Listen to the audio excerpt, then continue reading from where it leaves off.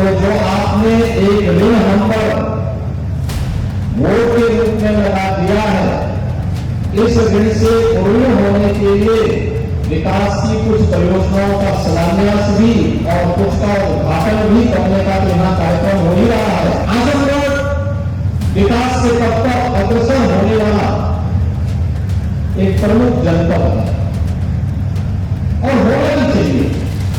जो पोटेंशियल यहां पर थी, जो प्रतिभा यहां पर थी, वह प्रतिभा राजनीति की संकीर्णताओं के कारण देश के राष्ट्रीय क्षितिज पर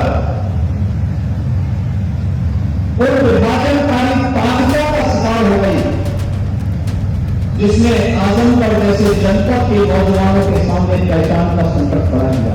और हरिहरपुर की जो संगीत की परंपरा थी वो विश्वविख्यात है। हरिहरपुर की परंपरा को और मजबूती के साथ आगे बढ़ाने के लिए क्या कुछ हो सकता है, आज हम उन संभावनाओं को भी आगे बढ़ाने जा रहे हैं।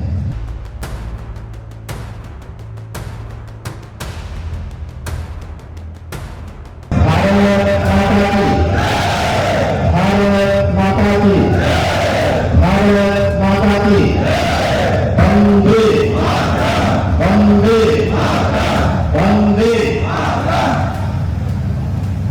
आजमगढ़ की विकास परियोजनाओं के लोकार्पण और शिलान्यास कार्यक्रम में मंच पर उपस्थित प्रदेश सरकार में मेरे सहयोगी मंत्री चौधरी भूपेंद्र सिंह जी, परिवहन विभाग के मंत्री श्री दयाशंकर सिंह जी, प्रदेश के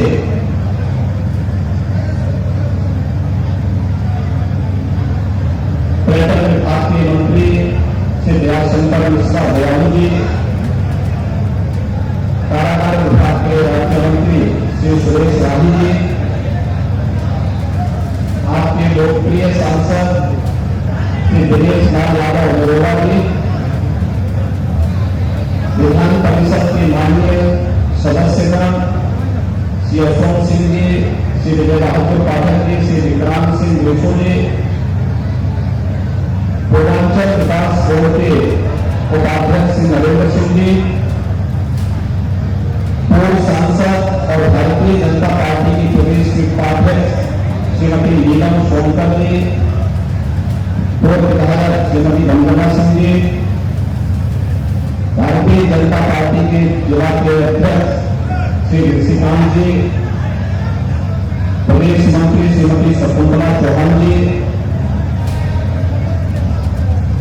जिलाध्यक्ष ध्रुव सिंह जी, अखिलेश मिश्रा जी, माननीय विधायक श्री रामविलास चौहान जी और आज के इस कार्यक्रम में उपस्थित भारतीय जनता पार्टी के सभी पदाधिकारी, भारी संख्या में आज यहाँ पर उपस्थित है। आजमगढ़ से जुड़े हुए मेरे सभी भाइयों बहनों, मैं ऋषि मुनियों, क्रांतिकारियों और साहित्यकारों की सावर्ण भूमि को कोटि नमन करते हुए आजमगढ़ वासियों का हृदय से आभार व्यक्त करने के लिए आया हूं। क्या आप सबने अभी हाल ही में संपन्न हुए उपचुनाव में लोकसभा की सीट पर भारतीय जनता पार्टी के प्रत्याशी और लोकप्रिय भोजपुरी अभिनेता श्री दिनेश लाल यादव जी को यहां से विजयी बना करके देश की सर्वोच्च पंचायत में भेजा है।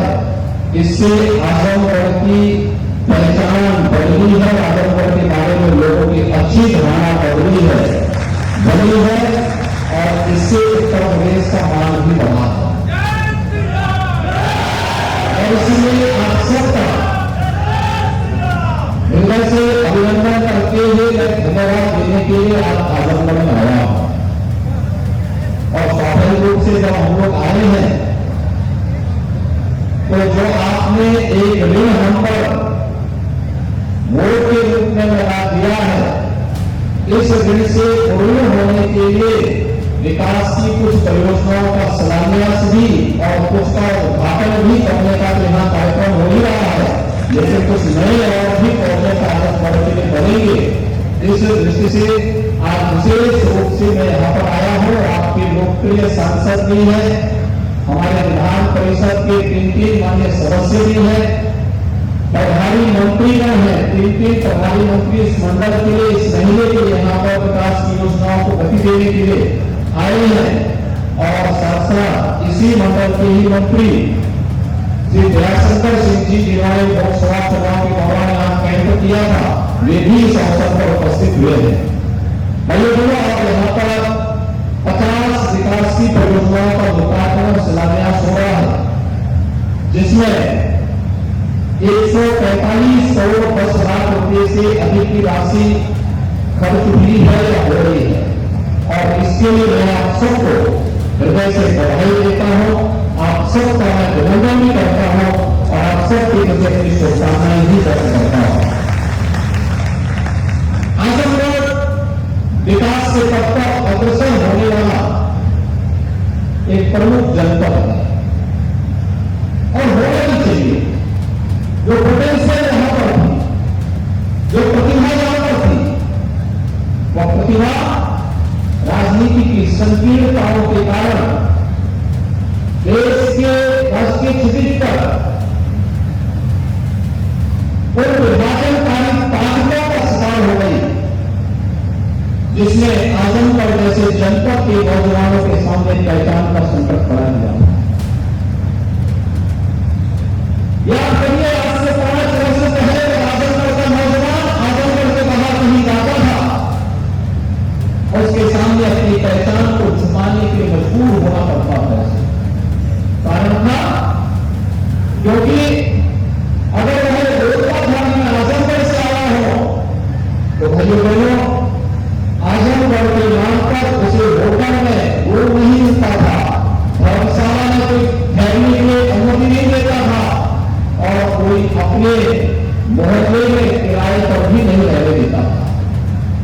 क्या बीती होगी कि नौजवान इस दौरान आजमगढ़ से बाहर रोजी रोजगार के लिए निकला होगा, लेकिन आपने इस धारणा को बदलने के लिए प्रधानमंत्री मोदी जी ने एक भारत श्रेष्ठ भारत के निर्माण का आगे बढ़ाने का कार्यक्रम किया। उत्तर प्रदेश के अंदर भारतीय जनता पार्टी की जब सरकार 2017 में बनी, तो सरकार बनने के बाद जो अनेक प्रकार के कार्यक्रम हम लोगों ने प्रदेश के लिए तय किए थे।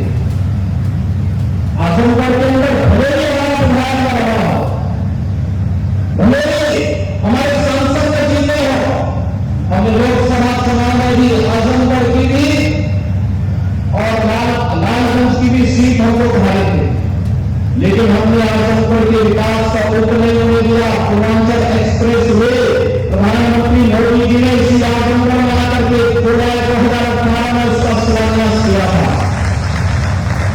पूर्वांचल एक्सप्रेस वे में आजमगढ़ के विकास के लिए नई गति मिली है। अब यहां से लखनऊ जाना हो, बल्कि मात्र 2 घंटे में आप लखनऊ पहुंच सकते हैं।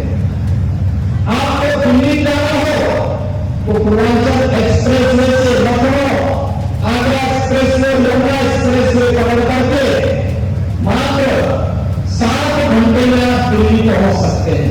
क्या कोई कल्पना करता था कि ये होगा? आजमगढ़ की तो वर्षों से बात की कि आजमगढ़ में विश्वविद्यालय स्थापित होना चाहिए। कहने के लिए बहुत सारे लोग आजमगढ़ में आए,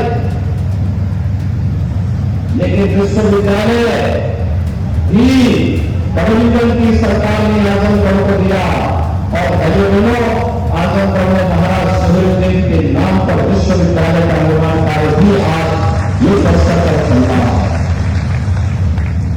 आजमगढ़ साहित्यकारों की धरती नहीं है और तमाम देश के बहुत साहित्य के क्षेत्र में, हिंदी साहित्य के क्षेत्र में यहाँ के भी बात करते हैं तो यहाँ के ही जो कुछ प्रसिद्ध साहित्यकार थे, राधे राघव की जो रचनाएं हैं वह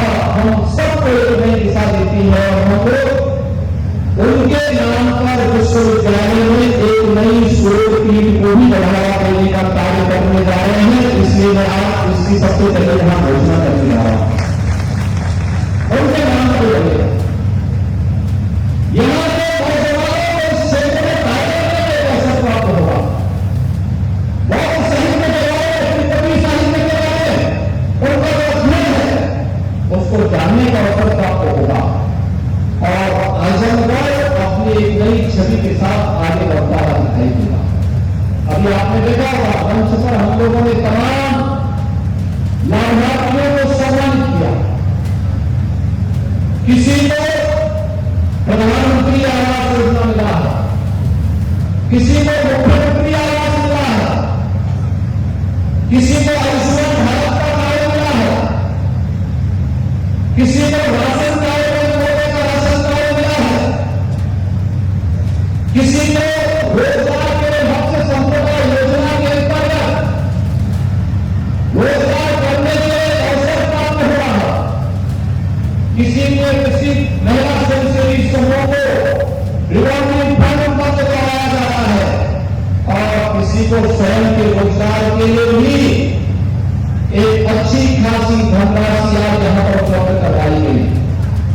यानी जितने कार्य हैं विकास की परियोजना को लोकार्पण को शिलान्यास भले हम कर रहे होंगे यहां पर और मैं तो मैं कहूंगा लोगों को भी और अपने तीनों को भी कि यहां पर जिला प्रशासन के साथ बैठ करके डिस्ट्रिक्ट लेवल बैंकर्स कमेटी की बैठक आयोजित करिए। उत्तर प्रदेश के व्यवसायिक शिक्षा और कौशल विकास विभाग के साथ बैठक करिए और एक भारी रोजगार मेला का आयोजन आजमगढ़ के अंदर किया जाए, जैसे यहाँ के नौजवानों को आजमगढ़ के अंदर ही नौकरी की संभावना के लिए जिसके पत्र नहीं के जारी है।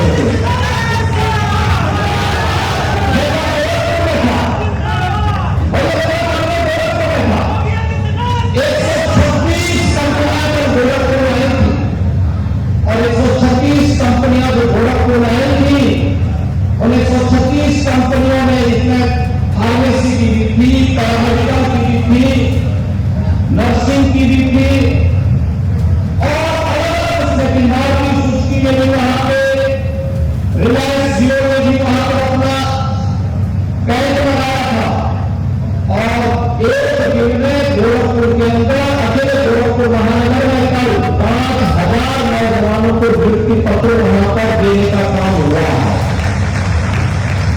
हम लोगों ने विगत 5 वर्ष के दौरान 5 लाख नौजवानों को सरकारी नौकरी दी। आज सरकारी नौकरी की जब बात होती है तो भाइयों बहनों कोई किसी के साथ भेदभाव नहीं कर सकता।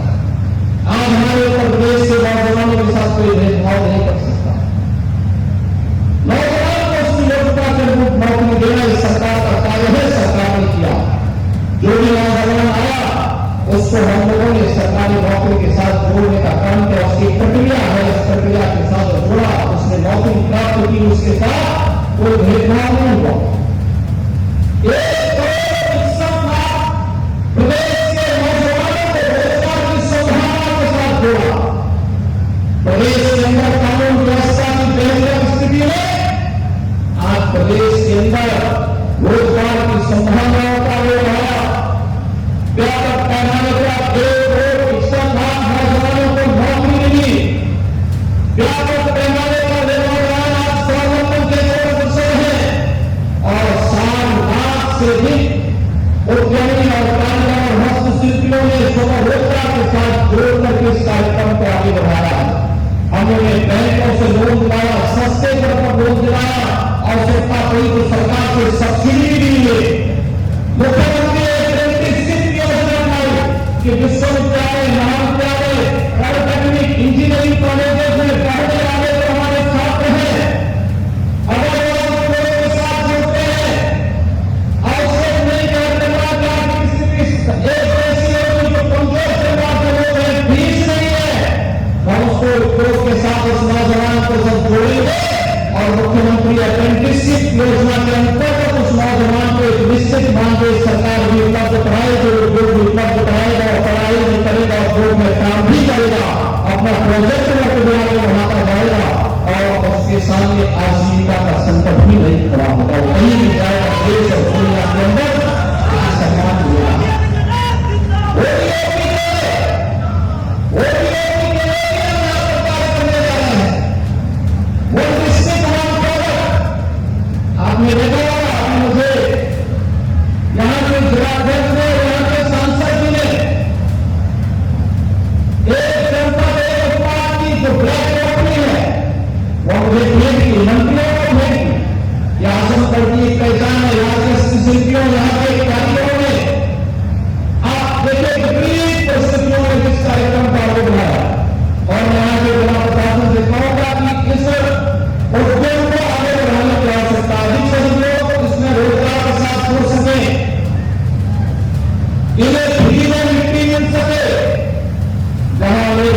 रही होगी वही कॉमन सर्विस सेंटर के माध्यम से तकनीक उपलब्ध कराना, इनके मार्केटिंग की व्यवस्था कराना, इन्हें हर प्रकार की सुविधाओं से युक्त करना, और ये सभी कार्यक्रमों के साथ अगर हम इसे जोड़ते हुए दिखाई देंगे तो भाइयों बहनों विकास दूर नहीं होगा, और साथ साथ हर नौजवान स्वावलंबन की ओर अग्रसर होगा, और नौजवान अगर स्वावलंबन की ओर अग्रसर हो गया तो समाज और राष्ट्र स्वयं स्वावलंबी हो जाएगा। हमारी सबसे बड़ी ताकत है हमारा नौजवान, और इस नौजवान को हर प्रकार से तकनीक से युक्त करने के लिए इस सरकार ने तय किया है कि 2 करोड़ स्नातक और प्रास्नातक नौजवानों को हम टैबलेट और स्मार्टफोन की सुविधा से युक्त करेंगे। अब तक हम लोग लगभग 15 लाख नौजवानों को टैबलेट और स्मार्टफोन उपलब्ध करवा चुके हैं। हमारा प्रयास है इसे इस स्तर पर आगे बढ़ाने का। कोरोना के कारण चिप्स होती है जो हर टैबलेट स्मार्टफोन पे व्यक्तियों नहीं उपलब्ध हो पा रही है, प्रोडक्शन बहुत धीमा है, अन्यथा तक हम बड़े पैमाने पर नौजवानों को इस सुविधा से युक्त कर सकते करने की हमारी इच्छा थी, और भाइयों बहनों हमारा संकल्प है इस कार्यक्रम को हम आगे बढ़ाएंगे, और इसीलिए आज यहाँ पर रोटी के लिए कॉमन सर्विस सेंटर की स्थापना का कार्यक्रम युद्ध स्तर पर आगे बढ़े। इसके लिए मैं एमएसएमई विभाग से भी कहूंगा और जिला प्रशासन भी इस प्रकार का एक प्रस्ताव इसको भेजे, जिसे ब्लैक पोर्टली के माध्यम से ढेर सारे लोगों को यहाँ पर रोजगार की संभावनाओं के साथ आगे हम बढ़ा सकें। यहाँ पे नौजवानों को हाई स्कूल और इंटरमीडिएट पास करने वाले नौजवानों के उनकी अपने रुचि के अनुसार कार्य करने का उन्हें अवसर प्राप्त होना चाहिए। आजमगढ़ को इस प्रकार के सेंटर के रूप में विकसित होना चाहिए। इसकी जो छवि खराब की गई थी छवि से करने की आवश्यकता है, और इसलिए आवश्यक होगा सरकार इस दिशा में प्रयास कर रही है जिसे, और मैं कहना चाहूंगा जिला प्रशासन इस बात का एक प्रस्ताव दे कि मेडिकल कॉलेज के ही कैंपस में एक पैरामेडिकल का भी कॉलेज वहां स्थापित हो, पैरामेडिकल के माध्यम से ढेर सारे नौजवानों को प्लेसमेंट की 100% गारंटी देने वाली एक सुविधा, 6 महीने का कोर्स, 1 साल का कोर्स, 2 साल का कोर्स किया, सर्टिफिकेट का कोर्स है, और उस कोर्स के माध्यम से उसे तत्काल नौकरी की संभावना, और जब कोर्स प्रारंभ हो हमें प्रयास करना चाहिए कि वहीं पर हम लोग प्लेसमेंट कंपनियों को भी बुला करके उन्हें रोजगार उपलब्ध करवाने की कार्रवाई साथ साथ भी करें। एक बड़ा कार्य हो सकता है, और भाइयों बहनों अभी तो हम लोग बहुत सीख आने वाले हैं। यहाँ पर आपने भोजपुरी कलाकार को सांसद बना के भेजा है, तो स्वाभाविक रूप से कला के क्षेत्र में भी कुछ कार्य होना चाहिए। हम लोग अभी हरिहरपुर जाएंगे कुछ देर बाद, और हरिहरपुर की जो संगीत की परंपरा थी जो विश्वविख्यात थी, हरिहरपुर की इस परंपरा को और मजबूती के साथ आगे बढ़ाने के लिए क्या कुछ हो सकता है, आज हम उन संभावनाओं को भी आगे बढ़ाने जा रहे हैं। भाइयों बहनों, मैं आप सबको इस बात के लिए आश्वस्त करने के लिए आया हूं। देखिए, हमारा कोई सांसद और कोई विधायक रहा हो न रहा हो, कोरोना कालखंड में 3 बार मैं आजमगढ़ आया था, आज फिर आजमगढ़ में आया हूं, और मैं फिर आपसे कहने के लिए आया हूं। मैं जब मुख्यमंत्री नहीं था तब भी मैं आता था, एक सांसद गोरखपुर का था, लेकिन आजमगढ़ में वैसे दबंगे के साथ आता था, और आज फिर मैं आपके पास आया हूं आपसे कहने के लिए कि आप पूर्वांचल एक्सप्रेस वे यहां के विकास की एक बैकबोन बनने जा रही है। गोरखपुर लिंक एक्सप्रेस वे काफी लगभग 18 से 20 किलोमीटर का दायरा वो आजमगढ़ जनपद में तय करती है। पूर्वांचल एक्सप्रेस वे लगभग 83 किलोमीटर आजमगढ़ जनपद में तय करती हुई, यानी ये सभी चीजें इस बात को बताती हैं कि विकास की परियोजनाओं को आगे बढ़ाने से ही हम सबके जीवन में परिवर्तन आएगा। और आज हम हम लोग जब समीक्षा बैठक करेंगे तो विश्वविद्यालय की प्रगति को भी तेजी के साथ आगे बढ़ाने के लिए क्या कुछ हो सकता है, उसके लिए हम पहले 108 करोड़ रुपए की व्यवस्था कर चुके हैं, जिससे तेजी के साथ विश्वविद्यालय के कार्य में किसी भी प्रकार की बाधा न आ पाए और एक भव्य विश्वविद्यालय आजमगढ़ को उनकी भावनाओं के रूप प्राप्त हो सके। इस विश्वास के साथ आज यहाँ पर विकास की ढेर सारी योजनाएं आपको प्राप्त हो रही है और विकास की ढेर सारी योजनाएं के प्रस्ताव यहाँ के माननीय सांसद जी ने, यहाँ के विधान परिषद सदस्यों ने मुझे उपलब्ध कराए हैं। इन सबको हम तेजी के साथ आगे बढ़ाएंगे इस विश्वास के साथ। भाइयों बहनों, मैं आप सबको आज के इस अवसर पर हृदय से बधाई देता हूँ, आपको चुनाव जिताने के लिए हृदय से धन्यवाद देता हूँ और आप सबसे आह्वान करता हूँ। यह देश आजादी का अमृत महोत्सव मना रहा है। आजादी का अमृत महोत्सव का मतलब हम सब सौभाग्यशाली हैं कि देश की आजादी के अमृत महोत्सव के साथ हम सब पहले 75 वर्ष की इस महोत्सव के साथ हमें जुड़ने का सौभाग्य प्राप्त हो रहा है और 75 वर्ष के सौभाग्य के साथ हम जुड़ रहे हैं। एक प्रधानमंत्री मोदी जी ने देश के लिए कुछ संकल्प दिया है। 13 अगस्त से 15 अगस्त के बीच हर घर तिरंगा का कार्यक्रम होना चाहिए, हर घर में तिरंगा लहराना चाहिए। लहराएगा तिरंगा हर घर में, हर घर तिरंगा लहराएंगे। सभी लोग सहमत हैं? दोनों हाथ वाले करेंगे मेरे साथ, दोनों हाथ वाले। भारत माता की तो 13 से 15 अगस्त के बीच हर घर में तिरंगा लहराना चाहिए। लहराएगा ना? दूसरा, इस दौरान स्थानीय स्तर पर हमारे स्कूलों को, कॉलेजेस को एक अभियान चलाना चाहिए कि हर गांव में, हर कस्बे में कोई न कोई क्रांतिकारी आजादी की लड़ाई के साथ अपने आप को समर्पित किया था। उन सभी क्रांतिकारियों के नाम को फिर से हम इतिहास के पटल पर अमृत साहब के रूप में आगे बढ़ाएं। स्कूल कॉलेजेस को इस शोध के साथ जोड़ना चाहिए और उसका एक संकलन अपने विद्यालय स्तर पर, फिर जनपद स्तर पर करवाना चाहिए। एक बड़ा कार्य हो, प्रभात फेरी के तमाम प्रकार के रचनात्मक कार्यक्रमों के साथ लेखन प्रतियोगिता हो, क्रांतिकारियों के वेशभूषा में फैशन शो हो और कार्यक्रम लेखन प्रतियोगिताएं का आयोजन हो, वीर रस की राष्ट्रभक्त से जुड़ी कविताओं का गायन हो। ये तमाम कार्यक्रम तो हमें करने ही चाहिए, लेकिन साथ साथ जब देश आजादी का शताब्दी महोत्सव मना रहा होगा, भाइयों बहनों, जब देश आजादी के 100 वर्ष पूरा कर रहा होगा, उस समय हमें कैसा भारत चाहिए। देश की आजादी के शताब्दी महोत्सव के लिए हम सबको अपने आप को तैयार करना होगा और यह तब हो सकता है जब हर भारतवासी अपनी जिम्मेदारियों का निर्वहन करते हुए, अपने कर्तव्यों का निर्वहन करते हुए पूरी ईमानदारी के साथ एक संकल्प ले ले कि मुझे स्वयं के लिए, अपने गांव के लिए, अपने नगर के लिए, अपने विकास संघ के लिए, अपने जनपद के लिए, अपने प्रदेश और अपने देश के लिए कार्य करना है और उसे महानता से अग्रसर करना है, तो भारत को दुनिया की सबसे बड़ी ताकत बनने से कोई भी नहीं रोक सकता है और हमें भारत को दुनिया की सबसे बड़ी ताकत के रूप में स्थापित करने के प्रधानमंत्री मोदी जी के संकल्प के साथ जुड़ना होगा और उस संकल्प के साथ जुड़ने का आह्वान आप सबसे करते हुए मैं आप सबको अभी से रक्षाबंधन, स्वतंत्रता दिवस के अमृत महोत्सव कार्यक्रम की और फिर इसके बाद जन्माष्टमी का भी आयोजन आ रहा है।